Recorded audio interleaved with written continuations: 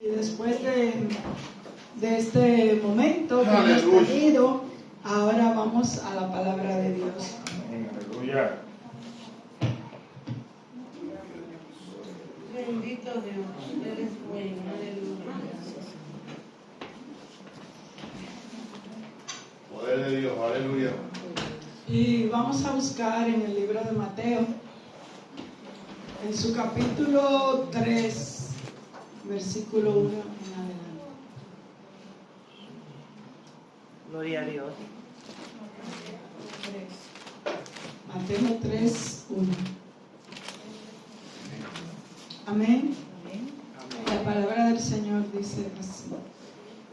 En aquellos días vino Juan el Bautista predicando en el desierto de Judea y diciendo: arrepentíos, porque el reino de los cielos se ha acercado. Pues este es aquel de quien habló el profeta Isaías, diciendo: voz del que clama en el desierto, preparad el camino del Señor, enderezad sus sendas. Y Juan estaba vestido de pelo de camello y tenía un cinto de cuero alrededor de sus lomos, y su comida era langosta y miel silvestre.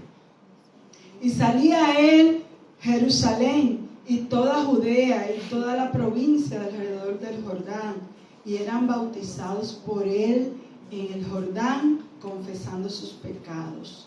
Al ver él que muchos de los fariseos y de los saduceos venían a su bautismo, les decía: generación de víboras, ¿quién os enseñó a huir de la ira venidera? Haced pues frutos dignos de arrepentimiento, y no penséis decir dentro de vosotros mismos: Abraham tenemos por padre, porque yo os digo que Dios puede levantar hijos a Abraham aún de estas piedras. Y ya también el hacha está puesta a la raíz de los árboles.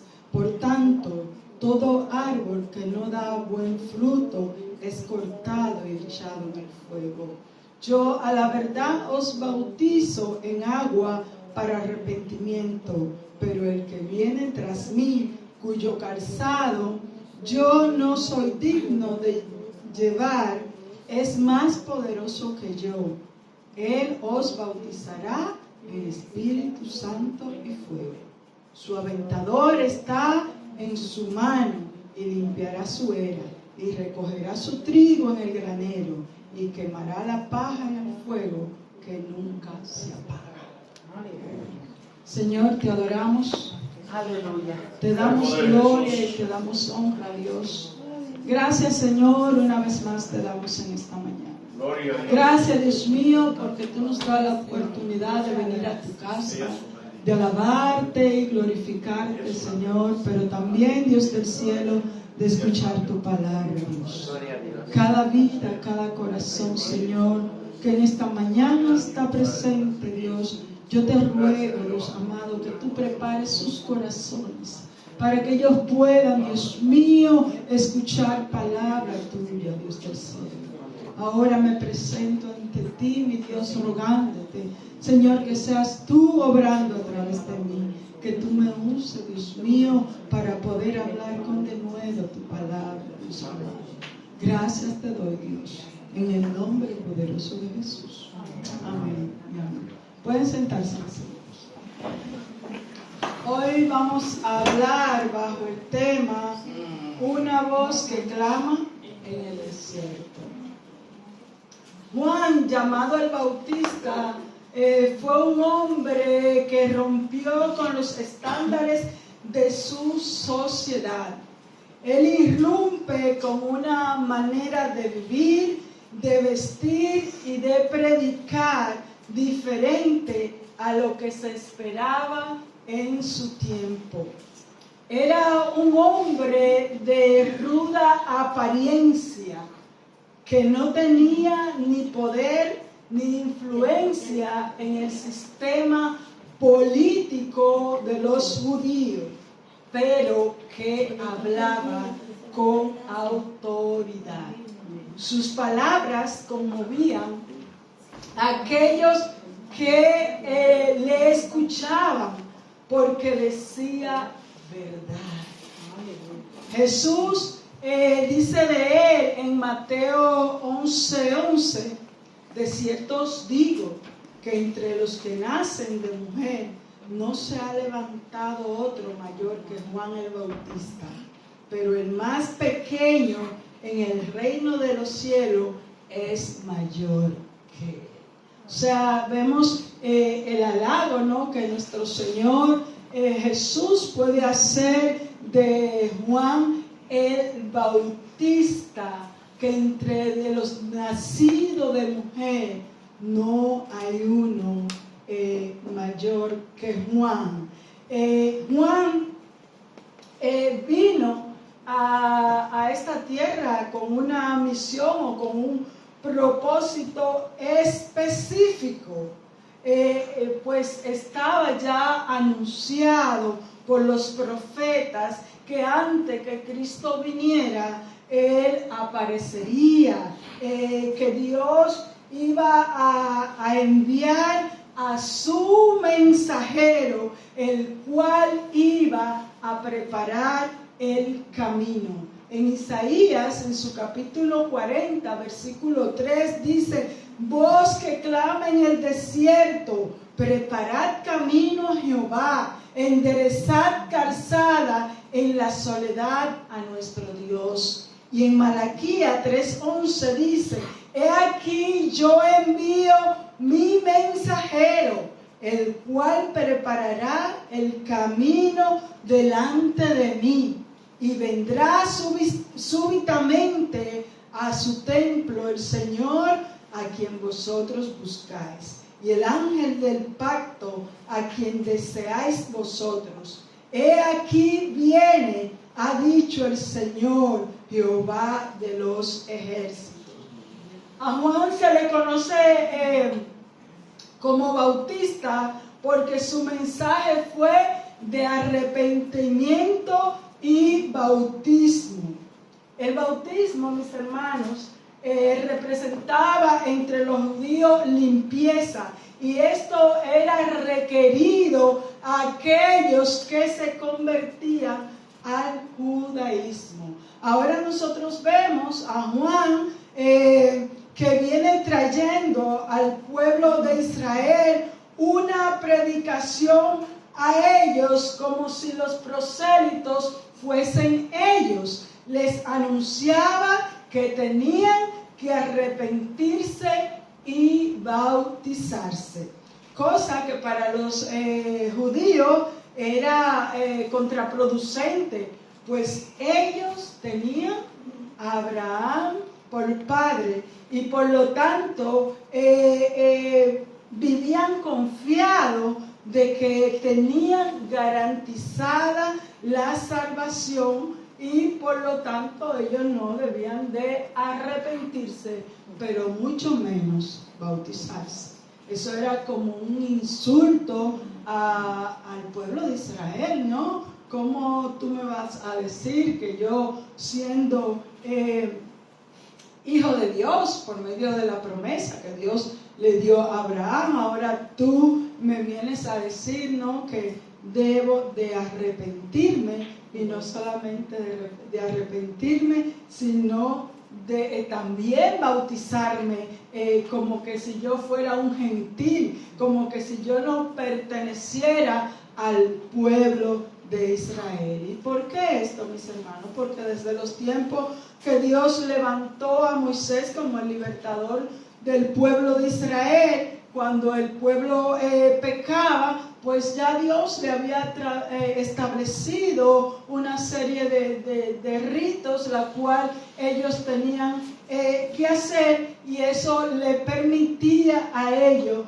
obtener un perdón de parte de Dios y de poder seguir. En Levítico, en su capítulo 4, versículo 27, dice: si alguna persona del pueblo pecare por yerro, haciendo algo contra alguno de los mandamientos de Jehová en cosas que no se han de hacer, y delinquiere, luego que conociere su pecado que cometió, traerá por su ofrenda una cabra sin defecto por su pecado que cometió, y pondrá su mano sobre la cabeza de la ofrenda de la expiación y la degollará en el lugar del holocausto.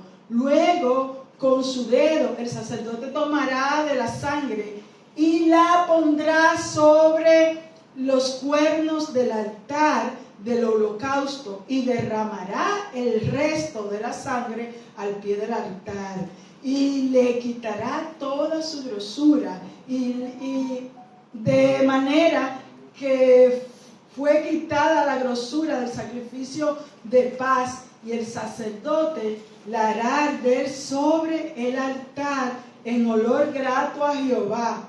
Así hará el sacerdote expiación por él y será perdonado. O sea, esto era la manera que ellos conocían para obtener el perdón de pecados si ellos cometían en un momento determinado un pecado. Ahora Juan viene a sus vidas llamándolos al arrepentimiento, llamándolos a un cambio de manera de pensar y a un cambio en sus acciones de vida, que es lo que hace todo creyente cuando usted viene al Señor y usted le recibe como su Salvador. Pues en usted debe de haber un cambio. A eso es lo que se llama un arrepentimiento. Las cosas que usted hacía en el mundo,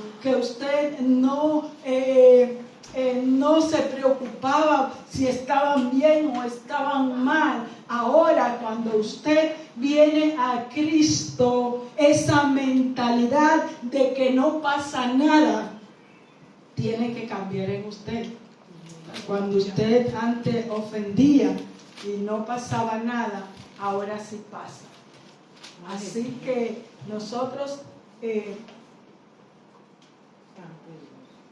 al venir a Cristo tenemos que cambiar. Amén. Y una de las cosas que podemos ver, ¿no?, en el pueblo de Israel, que estos ritos se volvieron una manera monótona de ellos ver el perdón. Hay gente que están como la canción aquella, yo me callo y tú me levantas. Y lo trivializamos, mis hermanos.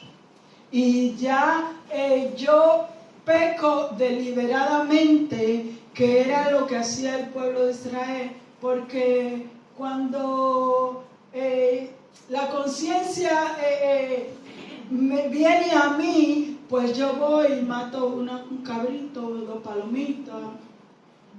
Pero muchos de nosotros, ¿cómo lo hacemos? No pasa nada, yo voy y pido perdón a Dios. No, esa no es el arrepentimiento. El arrepentimiento es que nosotros veamos nuestro pecado, el daño que hemos hecho, que hemos ofendido, porque cuando usted peca, lo principal que usted tiene que entender es que ofende a Dios. Aun cuando contra usted haya cometido el pecado, sea con su prójimo. Pero el primero que nosotros ofendemos cuando cometemos alguna transgresión es a Dios. Y cuando nosotros entendemos esto, nosotros nos cuidamos de pecar. No es que no vamos a pecar, sino que nos cuidamos de pecar porque no queremos ofender a nuestro Padre Celestial. Y cuánto yo tengo esta conciencia de que yo no quiero ofender a mi Dios cuando yo tengo una intimidad con Él. Todo cristiano, todo creyente tiene que tener una relación cercana con Dios. No es una relación de yo voy los domingos a la iglesia, porque eso no te da intimidad con Dios. Es parte del cumplimiento Santo de todo creyente, pero es necesario que nosotros tengamos intimidad con Él. Y dice el versículo 2, y diciendo, arrepentíos, porque el reino de los cielos se ha acercado. Porque el reino de los cielos se ha acercado. Este reino se define como el gobierno que Dios ejerce en la persona, obra y enseñanza de nuestro Señor Jesucristo. Todo aquello que hemos recibido a Cristo, ahora pertenecemos al reino de los cielos. Nuestro gobierno se llama Cristo. Las normas que nosotros ahora seguimos es las normas que están establecidas ¿dónde? En el reino al cual nosotros pertenecemos. Por eso nosotros no nos podemos congraciar con algunas costumbres, unos usos y unas modas que tiene este mundo. Porque nosotros no somos de este mundo. Y por lo tanto no modelamos este mundo, sino que buscamos modelar el reino al cual nosotros pertenecemos. Aquí hay gente de distintos países. Pero muchos, hay algunos que desde que llegan aquí se transforman y se les olvida su país, ¿no? De donde son. Pero hay muchos que mantienen su cultura de su país, su manera de su país. Es tanto así, mis hermanos, que aun cuando usted llega a esta nación y usted escucha un cierto vocabulario que usted sabe que en su país es una palabra soez, usted no la pronuncia. Entonces nosotros en nuestro reino, ¿qué debemos? De modelar el reino al cual nosotros pertenecemos. Amén. Que así como cuando nos ven por el colorcito o por los rasgos, ¿de dónde eres? Usted puede decir, del reino de los cielos. Amén. Amén. De ahí venimos. Esa es mi procedencia. Porque usted, ¿qué hace? Lo modela. Gloria a Dios. Y si el reino, si el reino está representado por su rey que es Cristo, si el rey estaba en la tierra, mis hermanos, era porque el reino se había acercado. Amén. Gloria a Dios. Por eso era que Juan decía, el reino de los cielos se ha acercado, porque el rey estaba entre nosotros. Aleluya, qué privilegio. Y mis hermanos, Juan era el pregonero que iba delante del rey anunciando su llegada a este mundo. Un rey nos visita, el más importante de los reinos está en medio nuestro. Y es necesario prepararse para recibirlo. Y la manera de prepararse era arrepintiéndose, porque este reino tiene demandas. A veces creemos que no tiene demanda. El reino de los cielos, mis hermanos, tiene demanda de conducta, de manera de vivir, de manera de vestir, de manera de comportarnos, de manera de hablar. Gloria a Dios. Así como cuando usted habla, dice, o eres mexicana, o eres dominicano, o eres colombiano, o eres venezolano, cuando abrimos la boca. Así también sea cuando nosotros abrimos la boca. Que nos digan, tú pareces evangélico. Gloria a Dios. Porque Gloria a Dios. cuidamos Aleluya. nuestra manera de hablar. Y dice el versículo 3, pues este es aquel de quien habló el profeta Isaías cuando dijo, voz del que clama en el desierto, preparad el camino del Señor, enderezad su senda. Este se refiere a Juan. Él es esa voz que salió del desierto, que estaba en el desierto. Él era ese pregón desde el desierto que declaraba al pueblo de Israel la condición en que estaban viviendo, pero que no se arrepentían. Cuando nadie dice nada, es duro levantarse a alguien a decir algo, porque siempre nos mirarán como los intolerantes. Así ven al mundo evangélico cuando alzan la voz. Pero mis hermanos, no hay que congraciarse con el pecado. No hay que congraciarse con las cosas que a Dios les agrada, para estar acorde a la sociedad en la cual estamos viviendo. Y Juan era un hombre que levantó su voz para denunciar el pecado. La iglesia de Cristo es luz y sal y tiene que levantar su voz para denunciar el pecado. La iglesia hoy está muy cómoda, está tranquila, está dormida, no quiere que la molesten, no quiere decir nada, no sea que se levanten contra ella. Pero la iglesia de Cristo, mis hermanos, está para levantarse, está para denunciar. Pero si la iglesia se ha mezclado con el mundo, ¿qué va a denunciar? ¿Está la iglesia de hoy separada del mundo?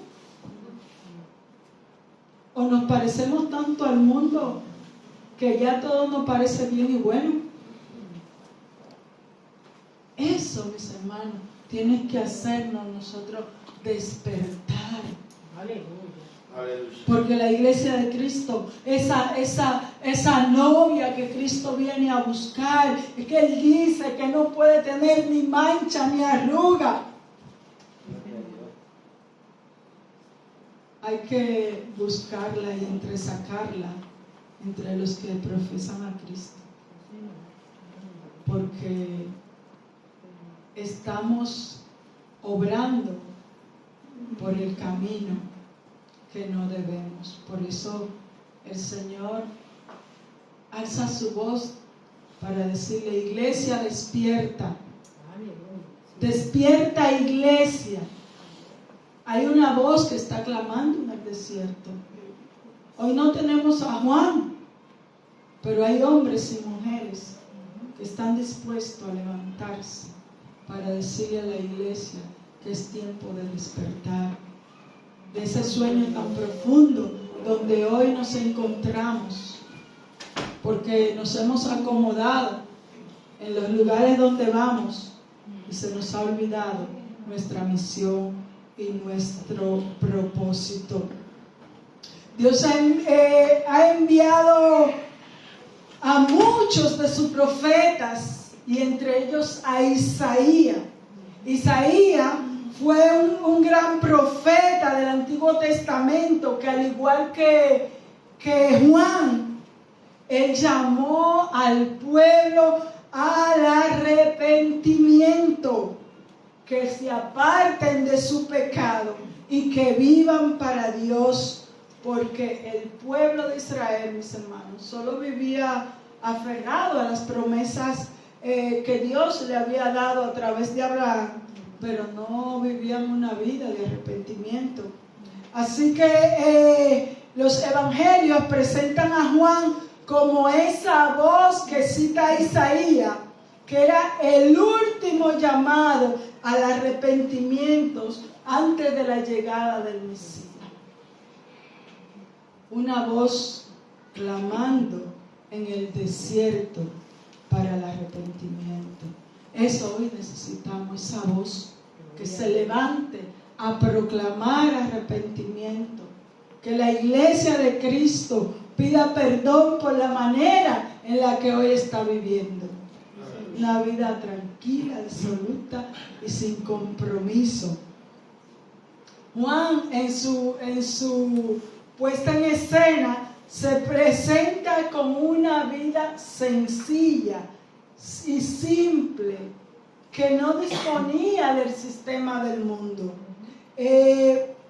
Mientras vemos a Juan, que mientras la gente vestía ropa normal, y en el día de hoy vemos en los altares cómo son los desfiles de los hombres y mujeres que proclaman a Dios, ropa de marca pero muy cara. Juan vestía pelo de camello. Ya hoy ser simple o vestir ropa barata, si usted tiene una gran iglesia, eso no está. A veces yo veo en internet, ¿no?, como ponen cuánto cuesta la ropa que vistió un determinado líder en un día, 10,000, 12,000 euros, dólares, solamente una apuesta. Porque en eso es que está entretenida la iglesia de hoy, mis hermanos. En lo que poseo. El diablo nos ha engañado, trayendo a nosotros entretenimiento, mientras el mundo, mis hermanos, se pierde. ¿Y nosotros qué estamos haciendo? Vemos a Juan, que esas no son las cosas que lo entretienen. Aún su alimentación, mis hermanos, es simple, sin pretensión alguna. Juan vive una vida como el que tiene que cumplir con lo encomendado. Él no se entretiene en cosas mundanas. Aleluya. Él sabe que el mundo no es su hogar, su lugar de residencia. Vemos que es el desierto.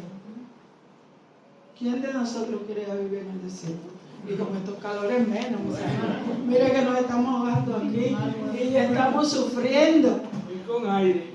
Y mucho menos coger para un desierto, un lugar de caos, de desolación, un lugar tenebroso, donde no hay orden ni estructura.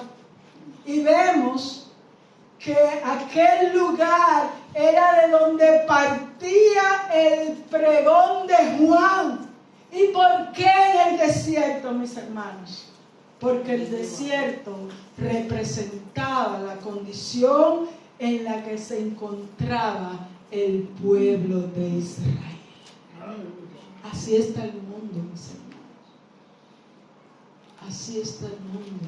Por eso es necesario que la iglesia se levante. Y dice el versículo 5: y salía él, Jerusalén y toda Judea y toda la provincia alrededor del Jordán, y eran bautizados por él en el Jordán, confesando sus pecados. Aunque ya el bautismo existía, el bautismo de Juan se distingue de 3 rasgos principales. El primero apunta a una purificación no ya ritual, sino moral. De ahí el llamado al cambio de vida. Y en segundo lugar, el bautismo no era repetitivo. Nos bautizamos una sola vez y para siempre, mis hermanos. No hay más bautismo. Y está asociado a un arrepentimiento permanente y a una vida transformada. Amén. Gloria a Dios. Esa es, y es verdad que a veces vemos a personas, ¿no?, que después de bautizadas emprenden un viaje al río Jordán con el fin de ser allí nuevamente bautizados, porque allí fue donde se bautizó el Señor Jesús. Pero eso, mis hermanos, no tiene ningún valor espiritual. El lugar donde nosotros nos bautizamos, Zaida decía al inicio del culto que a ella tenía la espinita porque la bautizaron en un bautisterio, pero tan valioso es que te bauticen en un bautisterio como que te bauticen en el río que corre el agua. No, los pecados no van a salir por ahí volando. De hecho, la regla dice que si no hay ninguna otra manera, imagínense que una persona está en cama, pero no se quiere ir sin bautizarse, ¿qué hacemos? Le hacemos por aspersión y está bautizado. En la bañera. ¿Por qué? Porque el bautismo es una representación, un cumplimiento de parte del Señor. Así que yo no tengo que coger para el Jordán a bautizarme allí. Ay, no, porque allí, ¿qué va a pasar? Nada. Lo mismo que pasó en el río ayer. Que te van a meter al agua. Y cuidado que tal vez te está más limpio que el Jordán. No se bautiza Zaida ya. No, ya sabes dónde está bautizada. Mis hermanos. Así que lo importante es cumplir con el mandato. Y 3, tiene un valor escatológico, ya que lo introduce en el grupo de los que profesan una esperanza activa en nuestro Señor Jesucristo. Esa es la importancia que tiene el bautismo. Y aunque Juan no estaba en un lugar muy poblado, pero al regarse la voz de que él estaba en aquel lugar y que era un hombre extraño, ¿no? Porque imagínese usted, la vestimenta de Juan llamaba la atención, tenía un carácter, unos rasgos fuertes. Este hombre llama la atención. Y la gente se regaba por ahí, mira, entre Jerusalén, por ahí en el desierto. Ahí hay, mira, un hombre más raro. Parece un cavernícola. Ir a ver. Y dice y habla de Dios. Y la gente, mis hermanos de la zona, pues salían para saber lo que Juan predicaba. Y al ser confrontados, Juan, al ser ellos confrontados, pues confesaban sus pecados antes de ser bautizados. Y en Lucas, en su capítulo 3, versículo 10, dice: y la gente preguntaba diciendo: entonces, ¿qué haremos? Respondiendo le dijo: el que tiene 2 túnicas, dé al que no tiene. El evangelio es de cambio. Hay gente que son para ellos mismos, que no comparten, así como usted ve a los niños que cuando usted le da algo y después usted mismo le pide, no le da. Hay gente que no comparte nada. Y cuando venimos a Cristo, ese hábito de no compartir hay que romperlo. Amén. Ayer yo decía, ayer por la tarde cuando yo llegué a casa, yo decía: Señor, me imagino que cuando diste un vistazo a esos hermanos, decía: mira cómo están mis hijos. Ese compartir, ¿no? Uno le daba al otro, el otro que llevó al otro. Mis hermanos, hay gozo cuando se comparte. Amén. Es una bendición.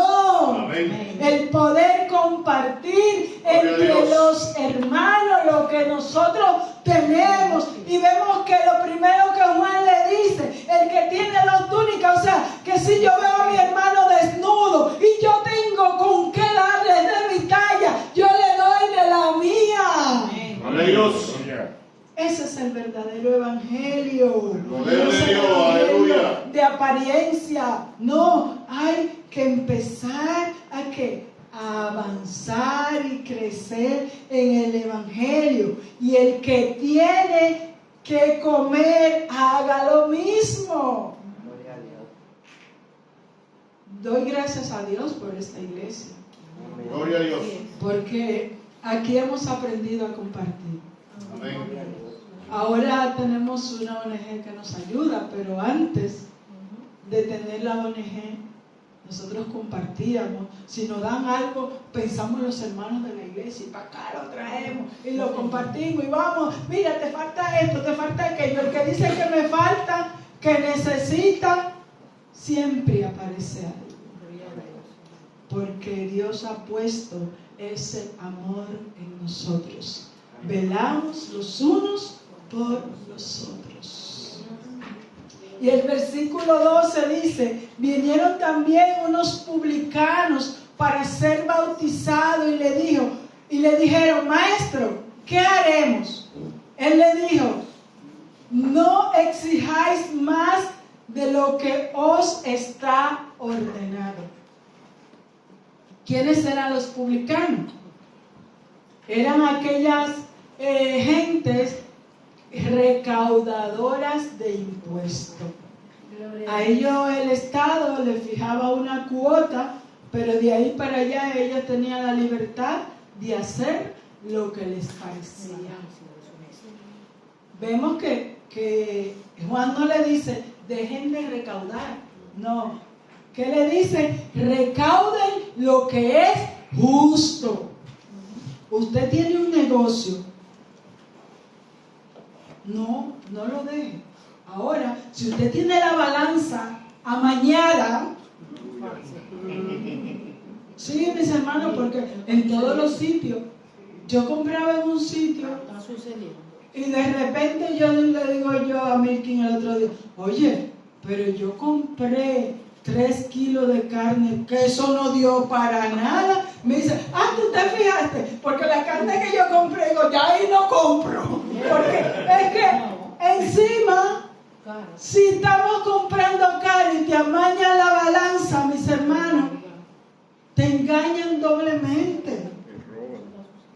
Entonces, que nosotros como creyentes no podemos amañar la balanza. Amén. Gloria a Dios. Tenemos que ir por lo recto. Amén. Ahora somos cristianos, no podemos engañar a nuestro prójimo. Amén. Así es. Tenemos que actuar también con los jefes, porque hay muchas maneras de engaño. Así es. Usted sabe que trabaja de lunes a viernes, trabaje de lunes a viernes. Usted sabe que entra a las 8, llegue a las 8. No se quede ahí haciendo sus cosas y llega a las 8:30 todos los días. ¿Qué está haciendo? Robándole media hora al jefe. Porque el jefe está lo cual. No. Su compromiso es cumplir. Dios se encarga de lo demás. Pero usted tiene que cumplir con lo que le corresponde. Amén. Ahora somos ¿qué? Nuevas criaturas. Gloria a Dios. Santo Dios. Y por lo tanto, nuestras vieja vida y malas mañas tenemos que empezar a dejarlo. Yo no digo que se dejen todas a la vez, pero hay que ir haciendo progreso. Amén. Aleluya. Gloria a Dios. Y es uno, mis hermanos, que tiene que disponerlo, ¿dónde? En su corazón. Y dice: también le preguntaron unos soldados diciendo: ¿y nosotros qué haremos? Y les dijo: no hagáis extorsión. Mis hermanos, en nuestros países la mayoría de los policías, sobre todo, ¿cómo nos extorsionan? Te detienen, te dicen que te ponen prueba que no debía y te dicen: pues mira, yo te he encontrado esto, ahora si no me da tanto, te tienes, va preso. Y como ellos son la autoridad, tienen poder sobre ti. Y yo digo, Padre Santo, pero esto no es de ahora, no es en nuestra generación, esto es desde siempre, desde que el pecado ha existido. Vemos que hay en el corazón del hombre la misma maldad. No hay nada nuevo debajo del sol, dice el hermano. Porque lo que ya fue, es, y lo que es, será. O sea, que los mismos pecados están ahí. Dice, no hagáis extorsión a nadie, ni calumniéis, y contentaos con vuestro salario. Aleluya. Pero también eso va para nosotros. Dice, aquí no hay nadie militar. Nuestro hermano fue militar, pero ya no lo es. No, pero hay manera. A veces usted está en una empresa trabajando y hace negocio por fuera. Porque es que no me pagan lo suficiente. O como dijo Saida ahorita, por que una vez por ella, por ganarse otro, le mintió al jefe que estaba enferma. Entonces, Hace muchos años, hace muchos años. Pero que son cosas que vamos avanzando. Eso demuestra que cuando nosotros éramos atrás, vamos avanzando adelante. Ya vamos viendo que eso no debió de hacerse. Y que ahora yo he aprendido a través de la palabra. Y esas cosas que yo hacía, ya no las hago hoy. ¿Por qué? Porque he madurado en el Señor. Y vemos que Juan, al llamar a la gente al arrepentimiento, le está dando las pautas de vida que tienen que llevar a partir de él. Porque mucha gente viene al Evangelio y no tienen pautas de vida. Usted lo ve, sí, gloria, aleluya, pero siguen su vida tal cual. Vengo a la iglesia, pero no cambio de vida. Eso no nos sirve, mis hermanos. Lo que nos sirve es un verdadero arrepentimiento. Amén. Por eso Juan les llamaba al arrepentimiento. Y dice el versículo 7, y al ver que muchos de los fariseos y de los saduceos venían a su bautismo, le decía, generación de víbora, ¿quién os enseñó a huir de la ira venidera? Debido a que estos grupos religiosos solo buscaban su propio interés, Juan al verlo conoce sus intenciones, sabe que no están allí buscando cambiar sus vidas, sino de conocer de primera mano lo que Juan hacía. Y al verlo los llama generación de víbora, que aunque no estaban de acuerdo con el mensaje que Juan predicaba, pero aprovechaban el escenario para dejarse ver. Sí, mis hermanos. Cuando hay gente que no busca de Dios, busca los beneficios del ministerio, los beneficios de la obra de Dios. Porque estos hombres, estos fariseos, estos saduceos, se sentían eximidos del arrepentimiento, aunque vivían una vida de apariencia. Ellos, te los veía y decía, estos son los hombres más santos, pero eran extorsionadores, eran ladrones, le robaban a las viudas. Cuando una mujer se quedaba viuda y tenía recursos económicos, el primero que llegaba a la puerta de su casa era un fariseo, a decirle que, mira, no te preocupes, yo cuidaré de ti. Y la desplumaban. y luego la dejaba esa pobre mujer en la mendicidad. Esa era la situación. Por eso Juan le llama generación de víboras. No era porque Juan, qué pesado, no, qué mal hablado, no, era porque él sabía quiénes eran ellos. Y por eso Juan los llama de esa manera. Esta gente, en ellos no había arrepentimiento, no vivían una vida de piedad como la vivió el patriarca Abraham, de quien ellos se jactaban de depender. Porque tú le decías algo y ellos te decían, Abraham tenemos por padre. No, como no te arrepientes te vas para el infierno.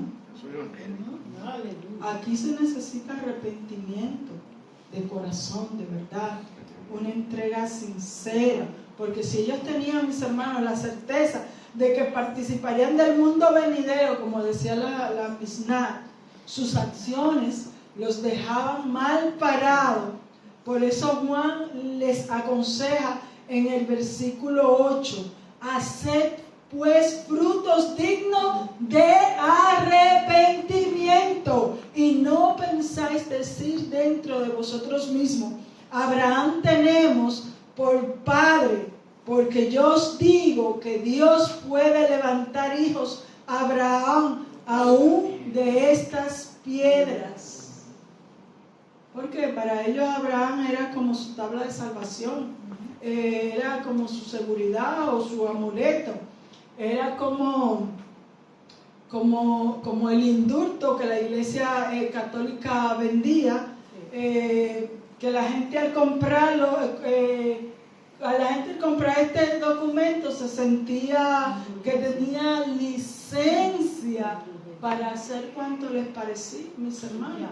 Porque ellos pensaban que el día que partían de esta tierra, pues ellos podían presentar dicho documento y eran exonerados de todo pecado. Entonces, así estaban los fariseos y los saduceos, pensando que como tenían a Abraham por padre, ellos tenían puerta abierta en el cielo, sin arrepentirse y sin vivir una vida de piedad. Y mucha gente fueron engañados. Todavía en este tiempo hay gente que todavía tienen indultos guardaditos por ahí. Pero eso no nos vale para nada. Tan pronto usted piensa y dice, ¿y cómo me lo llevo? Para presentarlo. No hay manera. Pero Juan le revela la verdad de sus condiciones. Son hijos de Abraham todos los que tienen fe para arrepentirse. Todos los que se arrepienten son hijos de Abraham. ¿Por qué, mis hermanos? Porque es momento de dar la espalda al pecado y volverse a Dios. Ellos en ese momento tenían un gran privilegio, porque al conocer el Evangelio de Cristo, si decidían volverse a Dios, se le abriría las puertas para que sus vidas sean transformadas a la realidad de Dios. El arrepentimiento, mis hermanos, es un acto que se demuestra con los hechos. Cuando una persona viene a Cristo en arrepentimiento y fe, la vida de esa persona comienza a cambiar progresivamente. Es cierto que nosotros vamos a sufrir un proceso regenerativo permanente mientras nosotros estemos aquí en esta tierra. Nuestro modelo es Cristo, quien es el varón perfecto, y nosotros vamos a esa meta. O sea, nosotros tenemos que ir modelando a Cristo. De hecho, nosotros debemos de ser una impresión de Cristo. Pero mientras estemos aquí en esta tierra, mis hermanos, no alcanzaremos la perfección en su totalidad, pero haremos progreso. Progresos que serán visibles. Cada día nosotros seremos intencionales en nuestra manera de cambiar, en nuestra conducta, en nuestra manera de vivir. Nosotros nos examinaremos a nosotros mismos y miraremos las cosas que estamos haciendo. Hasta la manera de contestarle a alguien la tomaremos en cuenta. Y diremos, uy, qué mal le ha hablado esa persona. O sonó, qué malsonante sonó esta palabra. Tendremos actitudes, mis hermanos, de creyentes nacidos de nuevo. Porque el creyente que vino a Cristo y sigue siendo o comportándose como se comportaba en el mundo, dice el apóstol Pedro en 2 de Pedro versículo 2, capítulo 2 versículo 22, pero le ha acontecido lo del verdadero proverbio: el perro vuelve a su vómito y la puerca lavada a revolcarse en el sidero. Así es. Qué triste, ¿no? Cuando usted con mucho esfuerzo lava su puerquita y de repente pasa por un charco y la puerca vuelve y se revuelca allí. Es horrible cuando usted ve un perro otra vez allí que no lo repito porque da la cara, ¿no? Pero así, cuando el hombre no se arrepiente. Porque hay mucha gente, mis hermanos, que vienen a Cristo creyendo que así pueden escapar de la ira venidera, como le estaban haciendo los religiosos fariseos y saduceos, que profesaban estar arrepentidos, pero vivían como pecadores. Y Juan advierte en el versículo 10, ya también el hacha está puesta a la raíz de los árboles. Por tanto, todo árbol que no da buenos frutos es cortado y echado al fuego. Aleluya. Mis hermanos, el Señor nos relaja, nos juega. Nosotros tenemos un llamado a vivir en santidad para poder dar frutos. Juan dice, y tengo que cortar, ya me está yendo la hora, que el Señor Jesús vendría a bautizar en Espíritu Santo y fuego. Sí, Él bautizaría a los verdaderos creyentes en su Espíritu Santo, pero todos aquellos que vienen al Señor para jugar, o todos aquellos que lo rechazan, ¿sabes con qué lo van a bautizar? Es con fuego. O sea, eso de Espíritu Santo y fuego no es que nos va a traer el fuego a nosotros, sino a aquellos que no le gustan. Amén. ¿Por qué, mis hermanos? Porque Él dice que llegará un momento donde el Señor viene a recoger a los suyos. Y todo aquel que no esté preparado, ¿qué le va a pasar? Será considerado como paja y echado donde al fuego. Por eso, si usted viene a Cristo, venga de verdad. Aténgase a las consecuencias de lo que quiere. Ya usted conoce la palabra, ya usted conoce la verdad. No es que sí, que no, que sí me gusta el evangelio, pero también me gusta el mundo. Pero no. Arrepiéntase. Aleluya. Es tiempo de arrepentirse, mis hermanos. De meterse con Dios de verdad. De servir a Dios de corazón. De tener una vida entregada a Él. Amén. Porque si no, mis hermanos, Cuando Él agarra ese aventador. Bueno, los que somos de campo sabemos que hacíamos así, mire. No teníamos un aventador, teníamos dos concheras. Que ellos se decían. Y usted agarraba y dejaba una y echaba los granos con la paja. Y cuando ese viento se llevaba, miren, esos granos quedaban limpitos. ¿Y dónde echaban los granos? En los sacos. Pero después se recogía toda esa paja y le daban fuego. ¿Qué van a hacer con ella? No valen para nada. Y nadie más se acuerda de las pajas. Así que no sea paja, mi hermano, sea grano.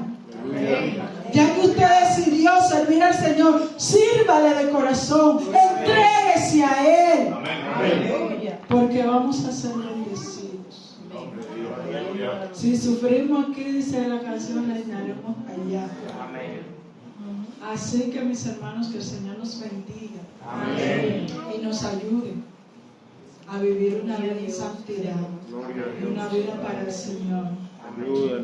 Que modelemos el reino de los cielos al cual pertenecemos. Así que vamos a terminar este culto. Vamos a